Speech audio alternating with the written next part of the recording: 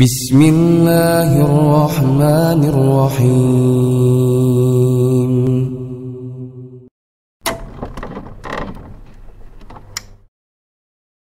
لنهتدي لولا أن هدانا الله وأشهد أن لا إله إلا الله وحده لا شريك له وأشهد أن محمدا عبده ورسوله لا نبي بعده نشهد أنه أدى الأمانة وبلغ الرسالة ونصح الأمة وجاهد في الله حق جهاده لا يخاف لومة لائم حتى ترك أمته على محجة البيضاء ليلها كنهارها لا يزيغ عنها إلا هالك فصلوات الله وسلامه عليه وعلى آله وأصحابه ومن تبعهم بإحسان إلى يوم الدين أما بعد. Ikhwatal iman rahimani wa rahimakumullah. Jemaah sekalian yang mudah-mudahan kita senantiasa mendapatkan curahan rahmat Allah Subhanahu wa taala. Alhamdulillah, malam ini kita dipertemukan kembali oleh Allah Tabaraka wa taala di tempat yang sangat istimewa ini. Setelah sebulan kita berpisah. Pada pertemuan pertama bulan lalu, kita sudah sama-sama menyimak sebuah hadis Nabi sallallahu alaihi wasallam yang isinya ilmu tentang iman. Tepatnya adalah tentang syu'abul iman, di mana Rasulullah sallallahu alaihi wasallam menyebutkan bahwa iman itu ada 60 sekian atau 70 sekian cabang. Yang paling tinggi adalah la ilaha illallah, yang paling rendah menyingkirkan gangguan ya dari jalan, macam-macam bentuknya ya. Mungkin paku, mungkin serpian kaca, mungkin apa lagi? Serpian metal ya, atau mungkin kulit apa? Kulit apa? Kulit pisang atau kulit-kulit buah yang berpotensi membuat orang tergelincir. Atau mungkin dahan ya, dahan pohon yang menjulur ke jalan yang bisa menyolok apa itu? Menyolok apa, jemaah sekalian? Mata ya. Masya Allah. Kemudian Rasulullah menyebutkan dan malu adalah sebagian daripada iman. Alhamdulillah, malam ini insya Allah kita akan mulai mengkaji ya, bagian-bagian iman sampai akhirnya nanti kita temukan di kitab yang kita kaji ini 77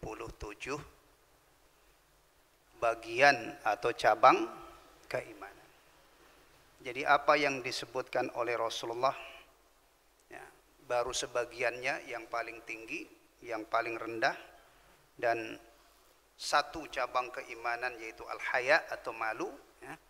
Insyaallah dengan kita kaji kitab Mukhtasar Syu'abil Iman, kita temukan cabang-cabang yang lain yang belum disebutkan oleh Rasulullah atau yang tidak disebutkan oleh Rasulullah dalam sabdanya tersebut. Adalah Imam Al-Baihaqi rahimahullah yang mencurahkan upayanya untuk mengumpulkan Syu'abul Iman.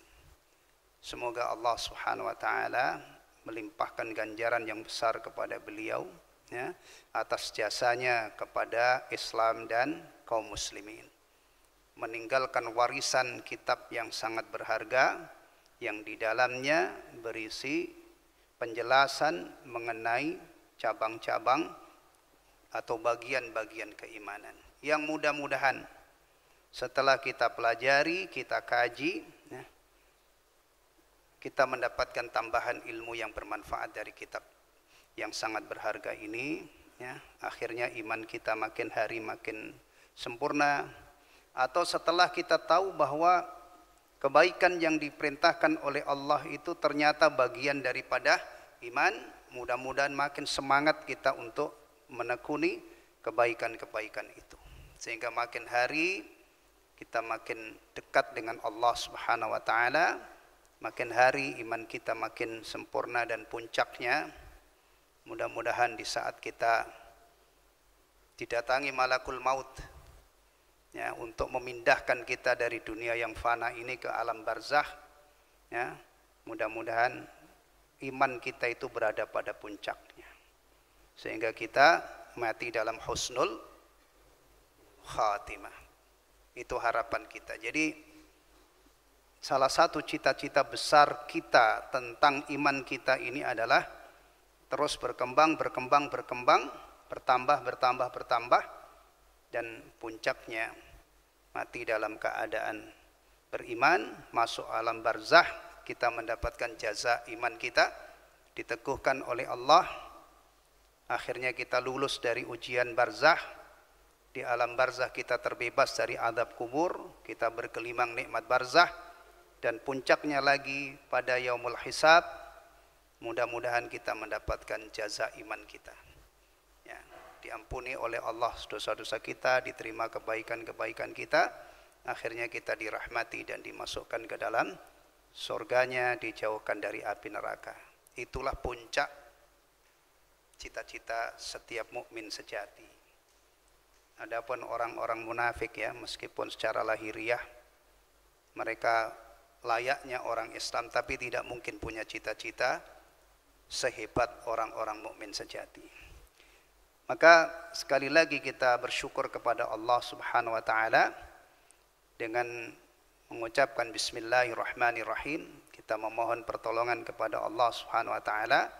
Mudah-mudahan kita diberi kemudahan oleh Allah dalam menelaah kitab ini. Baik. Qala al-Imam Al-Baihaqi rahimahullah, al-awwal min syu'abil iman. Yang pertama dari cabang keimanan atau bagian iman.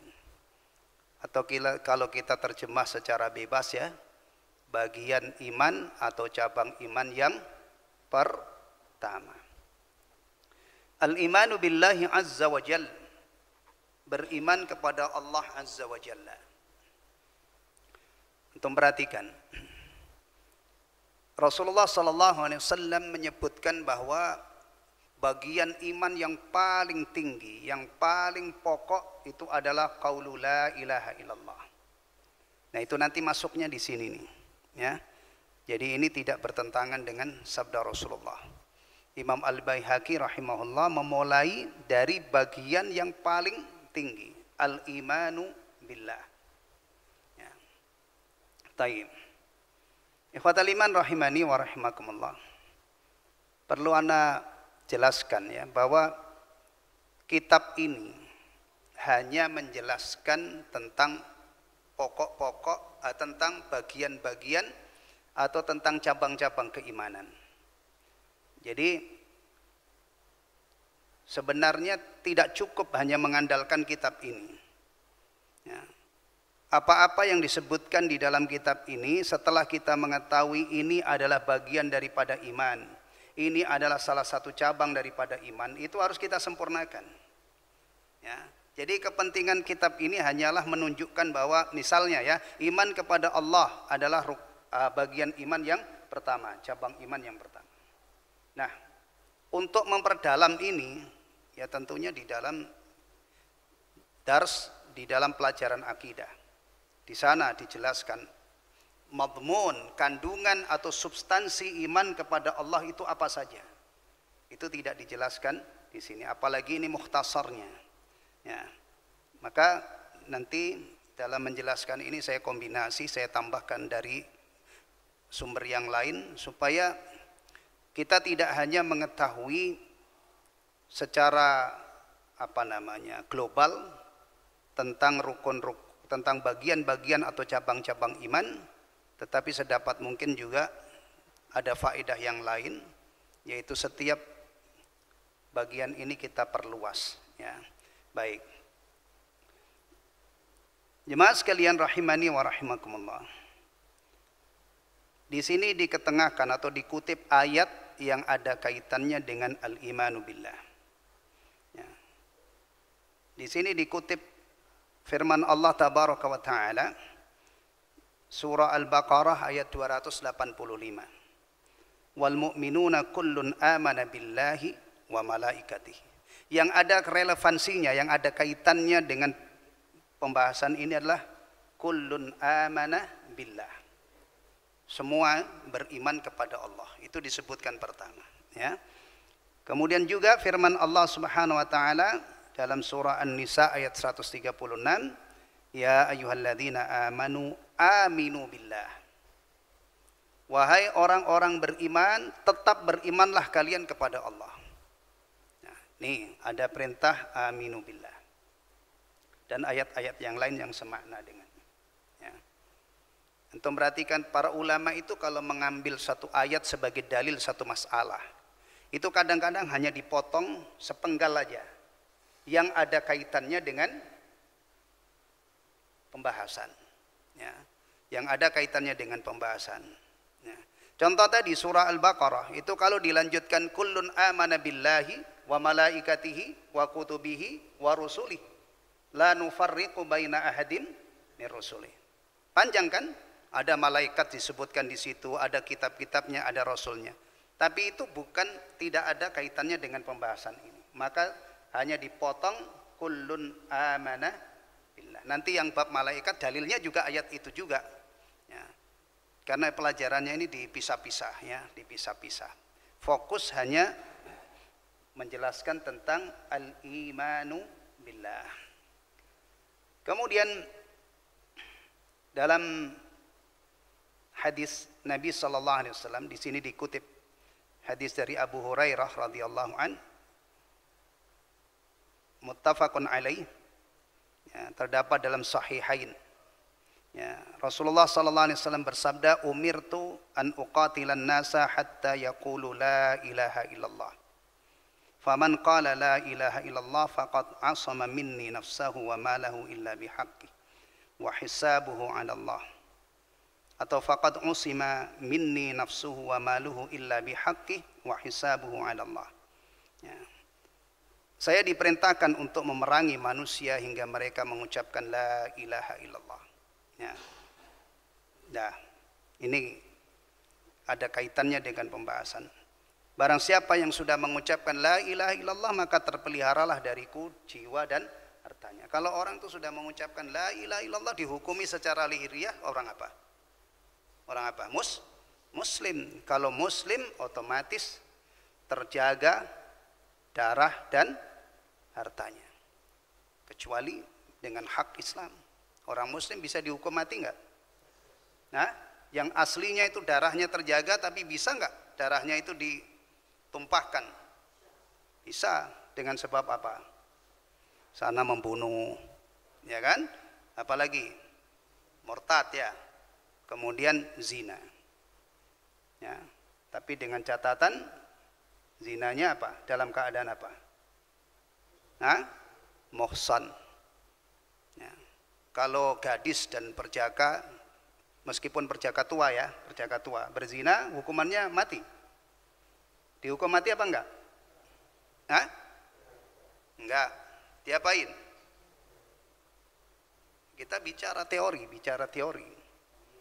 Antum jangan bicara realita ya kadang-kadang nggak diapa-apain.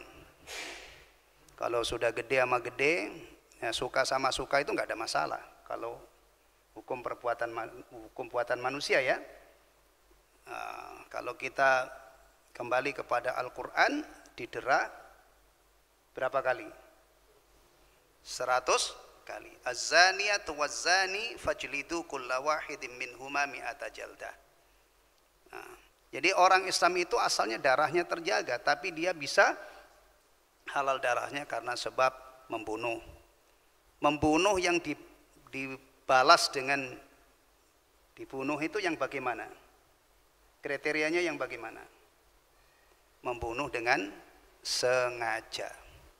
Kalau tidak sengaja tidak ada ancaman dibunuh. Muslim misalnya membunuh sama muslim sengaja.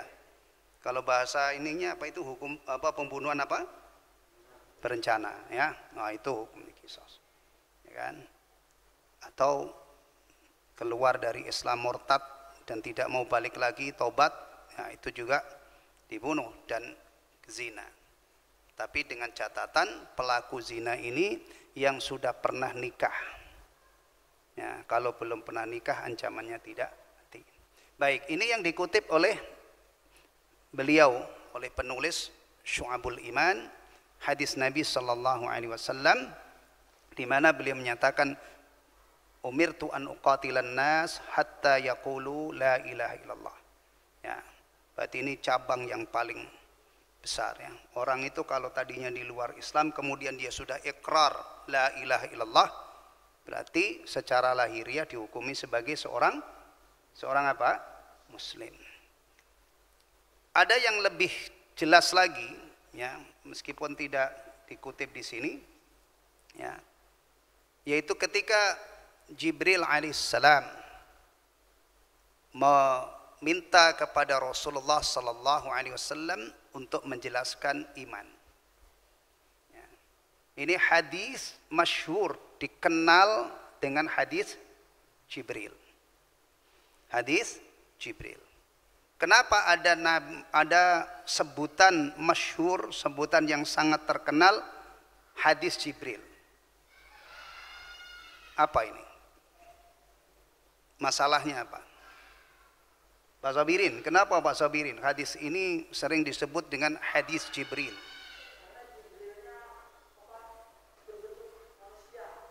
Jibrilnya berbentuk manusia. Taib. Jadi begini kejadiannya, ini kejadian yang luar biasa. Malaikat itu adalah makhluk gaib ya, makhluk gaib. Taib. Antum pernah nggak lihat malaikat? Nggak ada kan? Tapi yakin kan? Nah, itulah hebatnya orang mukmin. Orang mukmin itu percaya dengan hal-hal yang tidak bisa dijangkau dengan panca indera. Ya. Bahkan itu dipampang oleh Allah Subhanahu wa taala sebagai sifat pertama orang-orang bertakwa. Alladzina yu'minuna bil ghaib. Ya. Jadi orang Islam itu, orang beriman ini materi imannya itu memang perkara-perkara gaib. Tetapi kenapa dia beriman? Karena Allah kabarkan, karena Rasulullah sallallahu alaihi wasallam kabarkan. Jadi kita beriman kepada yang gaib itu karena membenarkan apa yang dikabarkan oleh Allah dan Rasulnya. Ya. Nah, malaikat itu makhlukun ghaibi, makhluk gaib. Aslinya, kalau kita merujuk ke Al-Quran, memiliki sayap. Ada 22, 33, masna, sulasa, waruba. Bahkan malaikat Jibril alaihissalam, Rasulullah sallallahu alaihi wasallam pernah diperlihatkan oleh Allah, diberi kesempatan oleh Allah melihat bentuk Jibril, bentuk aslinya. Ya. Subhanallah, Jibril itu disebutkan oleh Rasulullah memiliki 600 sayap. Kita bisa membayangkan enggak bentuk Jibril itu memiliki 600 sayap? Bisa enggak? Enggak bisa. Pokoknya kita akan mengatakan subhanallah, fatabarakallahu ahsanul khaliqin. Itu kalau orang mukmin ya. Kalau orang yang enggak beriman, yang enggak percaya, begini dianggap bualan, begini ini dianggap ini. Tapi bagi kita, karena Rasulullah yang mengkhabarkan, jadi bentuk Jibril alaihissalam itu dahsyat banget. Nah, tapi istimewanya malaikat itu bisa menjelma dalam bentuk manusia. Dari sini ada cerita hadis Jibril. Jibril itu datang ke majelis Rasulullah sallallahu alaihi wasallam. Rasulullah sedang bersama para sahabat, datanglah laki-laki misterius. Misterius. Nah, penampilannya subhanallah. Penampilannya bagus dan ini layak ditiru ini. Layak ditiru oleh kaum muslimin. Ya. Sifat yang pertama apa? Syadidu bayadis thawb. Bajunya itu putih bersih. Syadidu sawadis syar. Rambutnya sangat hitam. Nah, para ini nggak usah ditiru, yang sudah ubanan kayak saya biarin aja gitu ya. Tapi itu la yura alaihi atharus safar, tidak ada tanda-tanda dia habis melakukan perjalanan jauh. Di zaman itu kendaraan apa yang dipakai? Nah, unta, kuda kan. Kalau di padang pasir orang mengarungi perjalanan jauh, kira-kira bajunya itu masih putih atau sudah coklat kan? Bahkan mungkin coklat tua gitu kan.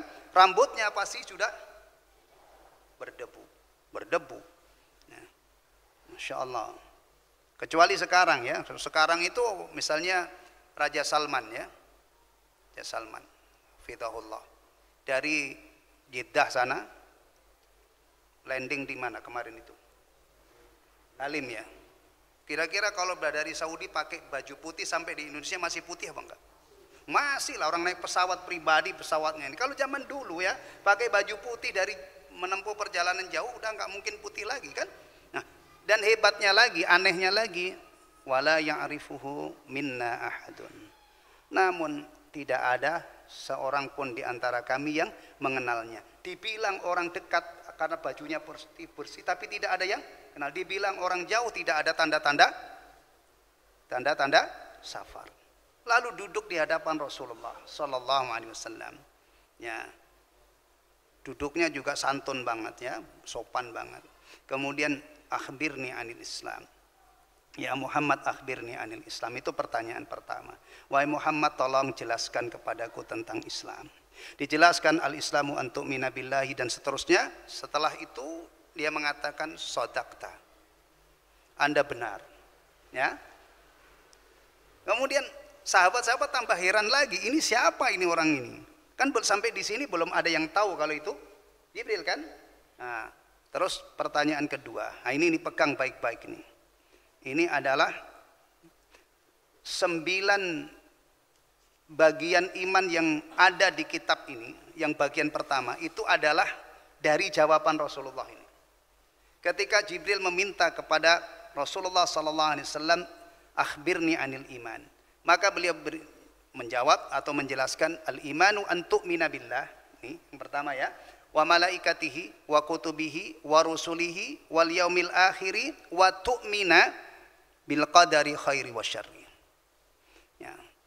Ini nah, kemudian tambah satu lagi ihsan. Itu di luar pembahasan kita. Jadi intinya ada hadis yang dikenal dengan hadis Jibril ya. Ini hadis unggulan ya, seharusnya setiap muslim itu ngerti tentang hadis ini. Atau setidak-tidaknya di majelis-majelis taklim hadis ini harus diajarkan. Karena berisi rukun Islam, berisi rukun iman, berisi rukun ihsan dan beberapa tanda kiamat. Ya. Nah, itu jelas Rasulullah SAW menyebutkan yang pertama adalah al-imanu an tu'mina billahi wa an tu'mina billah. Kalau dalam kajian akidah, 6 yang disebutkan oleh Rasulullah ini dikenal dengan apa? Arkanul iman. Atau dengan bahasa lain usulul iman, pokok-pokok keimanan. Jujur aja jemaah sudah hafal ya? Sudah hafal semua? Rukun iman ada 6. 1 beriman kepada Allah, 2 iman kepada malaikat. Hafal ya? Alhamdulillah. Kalau yang punya masa lalu belajar agama, rata-rata hafal rukun iman itu sebelum disunat. Jadi kecil-kecil dulu waktu belajar masih kecil. Tapi yang kalau tidak pernah belajar Islam, kadang-kadang dia profesor, maaf ya, kadang-kadang dia Masya Allah gelar kesarjanaannya itu berderet, ya, tetapi dia tidak hafal rukun iman ini. Begini ini tidak otomatis kalau orang jenius itu langsung iman itu terserap, enggak, ngaji, belajar. Ya. Kadang-kadang kita itu Masya Allah dibikin geleng-geleng kepala melihat prestasi seseorang. Ada orang tuh bisa membuat sesuatu yang menakjubkan, prestasinya luar. Tapi kadang-kadang maaf, wudu tidak terstandar dengan ilmu. Kadang-kadang orang itu canggih, mungkin bisa bikin pesawat, mungkin punya keahlian yang luar biasa. Tapi kalau nggak belajar wudu, nggak mungkin dia bisa berwudu dengan. Ini tolong difahami. agama itu tidak ada kaitannya dengan kejeniusan seseorang. Maksudnya tidak mesti kalau orang itu jenius otomatis dia tahu Islam. Enggak. Dilihat orang ini pernah belajar apa enggak. Kemudian ya alhamdulillah ya. Dan sekarang di TK-TK Islam itu bahkan di PAUD diajarkan ini anak-anak kecil, anak kaum muslimin. Ini memang harus ditanamkan sejak dini, rukun iman, rukun Islam, rukun iman. Ya.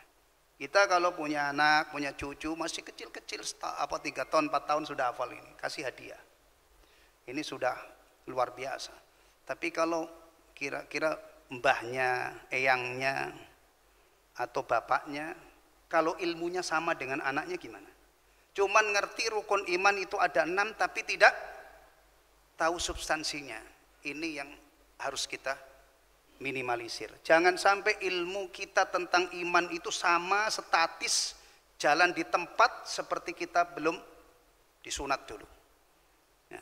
Dan kajian rukun iman atau bagian-bagian iman untuk konsumsi orang-orang dewasa seperti kita ini bukan hanya ngitung, bukan hanya rukun iman ada 6 atau tidak cukup cabang iman yang pertama adalah iman kepada Allah. Tetapi tadi sudah saya singgung, kalau di kitab ini memang hanya itu kepentingannya, menunjukkan bahwa ini adalah bagian dari iman. Tapi seharusnya harus kita kembangkan. Sehingga masing-masing rukun iman ini substansinya atau isinya itu benar-benar ada dalam diri kita. Nah, alhamdulillah urusan iman itu sudah banyak diperhatikan oleh para ulama. Ya. Kita bersyukur ya. Urusan agama kita ini Masya Allah, urusan wudhu ya, sudah di buku tentang wudhu, kitab yang membahas tentang toharoh itu banyak sekali. Alhamdulillah ya, alhamdulillah kita tinggal pelajari. Nah sekarang saya kembangkan, saya tambahkan tentang isi daripada iman kepada Allah ya. Syekh Ibn Utsaimin rahimahullah di kitab 3 landasan utama, ini dikaji juga ya. Dikaji di sini. Iya. Nah, alhamdulillah. Nah, kalau yang dirujuk itu untuk kajian ini adalah syarah Syekh Ibnu Utsaimin, nanti ketemu. Ya, beliau mengatakan begini. Ya. Al-imanu billah yatadammanu arba'ata umur. Ya, itu perhatikan tadi pangkal masalahnya ini kita beranjak dari bagian iman yang pertama atau cabang iman yang pertama adalah al-imanu billah, beriman kepada Allah. Tadi dalilnya ada surah Al-Baqarah, surah An-Nisa, kemudian hadis dan saya tambahkan hadis Jibril. Sekarang kita masuk ke isi. Ya, inilah kepentingan kita. Kalau kita ngaji tentang arkanul iman itu sampai ke sini. Sekali lagi jangan hanya rukun iman ada 6 selesai. Maaf saja itu levelnya anak apa tadi? Hah? TK atau di bawah TK apa lagi itu? PAUD. PAUD ya, bukan PUAT ya. PAUD ya. PAUD itu apa? Pendidikan anak usia itu di bawah TK kan? Ini. Coba apa sih yang saya yakini tentang Allah? Yang masuk dalam bab al-imanu billah. Isinya apa? Kata beliau rahimahullah, Syekh Ibnu Utsaimin mengatakan al-imanu billahi yatadammanu arba'ata umur. Beriman kepada Allah itu mencakup 4 hal. Ya. Alhamdulillah penjelasannya itu sistematis, gampang diingat insyaallah. 4 isinya. Al-imanu biwujudillah. Yang pertama beriman biwujudillah. Mengimani tentang adanya Allah Subhanahu wa taala. Ya. Antum pernah melihat Allah? Hah? Enggak bakalan.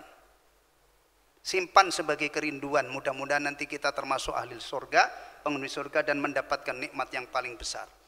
Nikmat bagi ahlul jannah yang paling dahsyat itu adalah melihat wajah Allah tabaraka wa ta'ala. Ya. Ahlus sunnah meyakini itu. Simpan aja sebagai kerinduan, mudah-mudahan ya. Tapi jangan hanya rindu ketemu Allah tapi enggak sholat, ya enggak lah. Nah, harus gigih kita berikhtiar melakukan amal-amal yang mendekatkan diri mendekatkan kita kepada surga Allah Subhanahu wa taala. Kalau di dunia ini jangan pernah memohon kepada Allah untuk melihat Allah. Karena dulu Nabi Musa alaihissalam itu pernah memohon ini. Tapi akhirnya Nabi Musa gimana? Pingsan. Ya. Dan juga Bani Israel dulu pernah melancang kepada Musa alaihissalam, kami tidak akan beriman kepada Allah sampai kami melihat dengan mata kepala kami. Lan nu'mina laka hatta narallaha jahrah. Jangan pernah niru-niru Bani Israel ini. Ya. Allah Subhanahu wa taala yang kita yakini adanya itu gaib. Bersemayam di atas arsy. Ya, Maha melihat, Maha mengetahui, Maha mendengar, Maha pengasih lagi Maha penyayang, Maha perkasa, Maha kuat. Ya. Ini yang pertama, al-imanu bi wujudillah. Ada enggak orang yang tidak percaya dengan adanya Allah? Ada kan? Orang apa kita nyebutnya? Ateis. Atau kalau di ini ada namanya dahriyun. Dahriyun itu kelompok yang tidak mengenal, tidak percaya dengan adanya Allah. Yang berkuasa di dunia ini adalah masa, ya, masa atau waktu. Berarti kita hati-hati ini. Ketika kita meyakini adanya Allah, di luar sana ada orang-orang ateis yang tidak percaya dengan adanya Allah. Makanya kalau kita punya keyakinan ini, bersyukur kepada Allah. Kalau tidak dapat hidayah dari Allah, kita bisa ateis. Ateis itu PKI ya? PKI itu ateis ya? Ya. Ya kan? Ajaran Marxisme itu kan anti Tuhan, dia tidak percaya. Taib. Nah, yang kedua, al-imanu bi rububiyatillah. Mengimani tentang rububiyah Allah. Ini istilah ya, sederhananya begini. Setelah seorang itu yakin Allah itu ada, berikutnya dia yakini Allah itu Rabbul Alamin. Alhamdulillahi Rabbil Alamin. Kita kan sering baca ayat ini ya, berulang-ulang. Allah Rabbul Alamin. Apa maknanya Rabbul Alamin itu? Yang menciptakan alam semesta. Dalam keyakinan kita, bumi, langit, seisinya ini ciptaan Allah, makhluk. Sang penciptanya adalah Allah. Dari dulu tidak ada. Kemudian Allah ciptakan. Entah berapa tahun yang lalu. Kita itu kalau ngikutin ya penjelasan para ilmuwan, itu kalau bicara alam ini kadang-kadang tembus bilangan miliaran tahun, jutaan tahun yang lalu. Kodok itu ada, para ilmuwan itu memprediksi adanya kodok itu sejak ini. Kadang-kadang apalagi kecoa mungkin juga ya. Masya Allah, itu kadang-kadang kita ketemu bilangan tahun itu jutaan tahun gitu kan. Yang jelas alam semesta ini diciptakan oleh Allah. Tadinya tidak ada, kemudian Allah ciptakan. Ya. Kemudian termasuk dalam cakupan rububiyah, Allah bukan hanya menciptakan, tetapi juga yang mengatur alam semesta ini. Nah, ini masuk di dalam ini. Ya. Mengatur itu ya kalau dirinci sampai subuh nggak habis. Kalau dirinci ya, tapi biasanya ulama-ulama menyebutnya misalnya al-muhyi wal mumit, yang menghidupkan, mematikan, mengatur kehidupan kematian. Ya, Allah Subhanahu wa taala Ar-Razik, sang pemberi rizki. Global-globalnya saja ya, sumber rizki itu juga aneka macam. Ya. Maka orang Islam itu harus meyakini Ar-Razik adalah Allah Subhanahu wa taala. Jangan sampai orang itu Islam tapi dia punya keyakinan selain Allah ada yang memberi rizki. Enggak. Apalagi Al-Muhyi wal Mumit, yang menimpakan penyakit, yang menyembuhkan penyakit, semuanya. Bahkan kalau diglobalkan lagi, segala nikmat itu sumbernya dari Allah Subhanahu wa taala. Wa ma bikum min nikmatin faminallah. Nih. Nah, ini kadang-kadang umat Islam ini sering latah. Saya ambilkan contoh. Kekayaan alam. Kalau kita bicara kekayaan alam, itu di Indonesia ini banyak nggak kekayaan alam? Hah? Banyak ya. Bahkan duit itu ibaratnya bergelantungan di ini. Iya kan? Bener nggak? Rambutan itu kan duit juga. Ada yang lebih mahal dari rambutan. Mangga romanis itu dihitung 1, 2, 3. Bahkan mungkin pemborong-pemborong itu atau itu dia ngitung. Kalau 1 1.000, 1 3.000, tinggal hitung berapa duit. Ada yang lebih mahal lagi. Cengkeh itu dulu mahal ya. Tapi berapa bulan tahun yang lalu itu ada petani-petani cengkeh ngamuk, tebang-tebangin itu pohonnya. Karena dia jengkel ya. Panen itu harganya anjlok, akhirnya tebang-tebangin. Tapi mudah-mudahan jangan ditebangin semua. Teh, kopi ini kan kita menyebutnya kekayaan alam ya. Orang-orang di luar sana menyebut ini anugerah alam katanya. Kalau kita orang Islam menyebut kekayaan ini anugerah alam dan benar-benar bukan karena latah ya, benar-benar dari lubuk hatinya alam yang memberi ini, gimana? Musyriklah dia. Berarti menyekutukan Allah dengan apa? Dengan alam. Hati-hati, kita ini orang Islam, orang beriman, sampai ngomong aja harus kita pikirkan. Di luar sana ada orang ngomong anugerah alam. Kita ini negara yang makmur, alam menganugerahkan kita berbagai macam kekayaan. Enggak, Allah Subhanahu wa taala yang menganugerahkan. Ya. Dan sudah menjadi sunnatullah, sesuatu semakin berharga itu untuk mengolahnya semakin apa? Semakin sulit, membutuhkan teknologi tinggi. Metik kopi gampang, metik cengkeh gampang, tapi memanfaatkan mengolah minyak tanah yang ada di perut bumi. Kan tidak cukup bawa apa bikin bor kayak kita ngebor air itu kan enggak. Minyak itu eksplorasinya memerlukan teknologi tinggi. Tambang misalnya, aneka tambang. Ya, jadi orang Islam itu mestinya ya menguasai ilmu-ilmu untuk mengolah bahan-bahan mentah yang merupakan karunia dari Allah Subhanahu wa taala. Seharusnya itu insinyur pertanian itu orang Islam ya. Muslim itu tidak bertentangan dengan ilmu pengetahuan. Agama Islamnya bagus tapi dia insinyur pertanian untuk mengolah. Ya. Ini kadang-kadang orang Islam itu wudu aja nggak mau belajar. Ya, wudu, masalah wudu yang merupakan kebutuhan sehari-hari yang bisa dibayangkan Muslim kalau tidak bisa wudu gimana? Boro-boro berpikir keras menguasai ilmu ini. Akhirnya sekarang kita tersisih. Ya kan? Dunia diambil oleh. Ya. Dah. Jangan lagi kita menggunakan ungkapan ini. Sekarang wabah yang dahsyat ini. Sampai hari ini berapa data nih yang sudah terjangkit seluruh dunia berapa juta? Berapa juta? Antum nggak ngikutin ya? Nah, udah puluhan juta, yang meninggal saja kemarin itu sudah berapa juta ya? Pokoknya jutaan yang meninggal. Sekarang kita bicara COVID-19. Kita kaitkan dengan akidah kita. Allah Rabbul Alamin. Berarti yang menghendaki adanya ini Allah. Ya kan? Seseorang ada yang terjangkit penyakit ini atas kehendak Allah. Ada yang sembuh atas kehendak Allah. Ada yang wafat karena penyakit ini atas kehendak Allah. Kalau Muslim mudah-mudahan syahid. Ya, karena ini termasuk ta'un. Rasulullah ketika menyebutkan syuhada itu diantaranya adalah al-mat'un yang Rasulullah sebutkan pertama. Tapi syahid akhirat ya, syahid akhirat. Baik, kalau kita mengikuti laporan atau ya tentang masalah ini, cuman hari ini tambah sekian, yang sembuh sekian, yang mati sekian, tanpa melibatkan Allah sama sekali.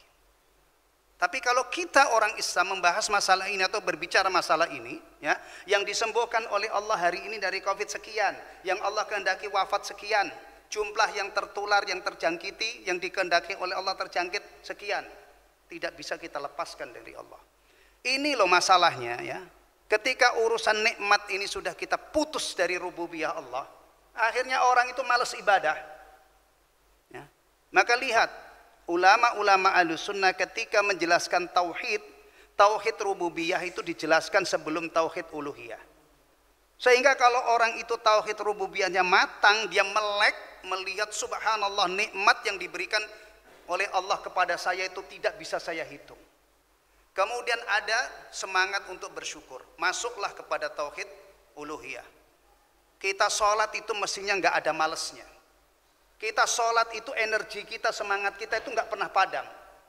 Ada sholat qobliyah kita kerjakan, ada sholat wajib kita kerjakan, nanti ada ba'diyah, ada dzikir pada sholat, masih selalu ada energi untuk sholat. Kenapa? Ibadah berbasis syukur.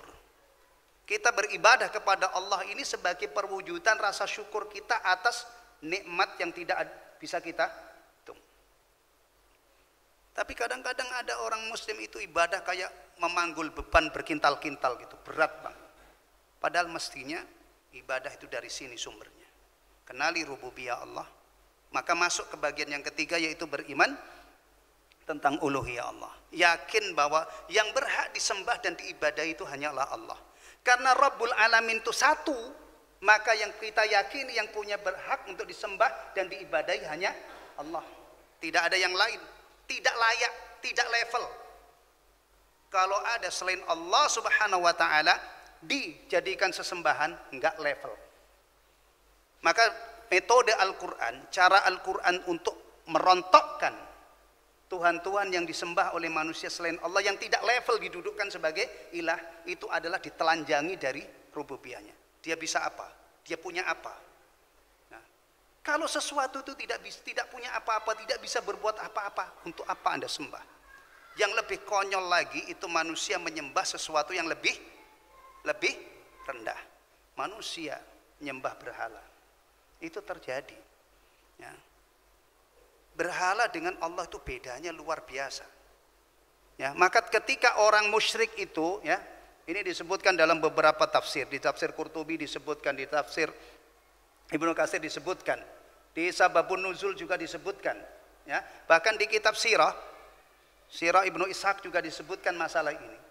Disebutkan bahwa orang-orang musyrik itu pernah mendatangi Rasulullah SAW ngajak damai. Usulan yang diusung, yang ditawarkan, kamu menyembah Tuhan saya setahun, nanti saya gantinya kami juga siap menyembah Tuhanmu setahun. Lalu diturunkan surah apa? Surah apa? Coba tebak.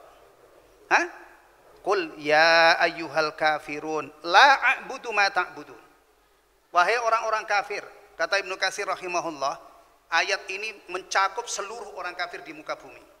Meskipun aslinya ini adalah firman Allah diarahkan kepada orang-orang kafir Quraisy di zaman Nabi.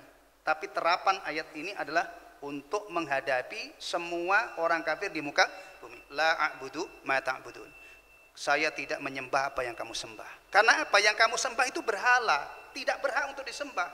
Wala antum abiduna ma'abud, dan kamu juga bukan penyembah yang aku sembah, karena yang aku sembah adalah Allah wahdahu la syarikalah.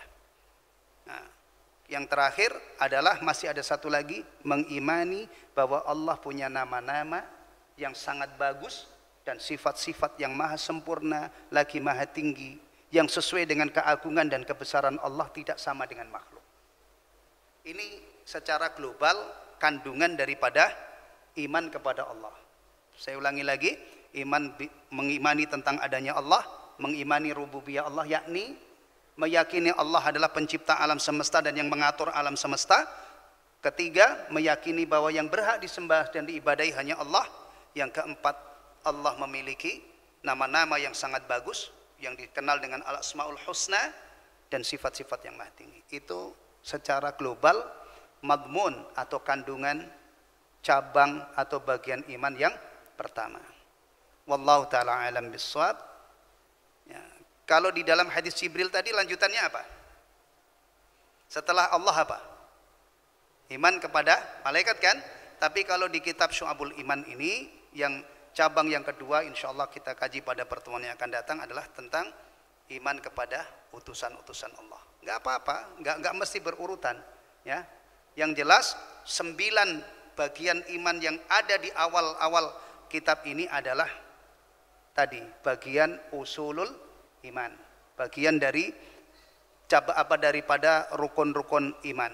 Tapi di sini dipecah menjadi 9 karena ada bagian yang dirinci lagi. Iman kepada hari akhir itu nanti dirinci, ada ba'ats, kemudian ada hasyr, yaitu hari kebangkitan itu dibahas sendiri, dan pengumpulan manusia setelah kebangkitan di padang mahsyar itu dibahas sendiri. Untuk kali ini alhamdulillah kita puji Allah sekian untuk yang kesekian kalinya, ya. Sudah selesai satu pembahasan, mudah-mudahan pertemuan berikutnya bisa kita lanjutkan cabang-cabang lain atau bagian yang lain. Hadanallahu yakum ajma'in wa sallallahu ala nabiyyina Muhammadin sallallahu alaihi wasallam wa ala alihi wa ashabihi wa sallama tasliman katsira. Subhanakallahumma wa bihamdika asyhadu an la ilaha illa anta astaghfiruka wa atubu ilaik. Assalamualaikum warahmatullahi wabarakatuh.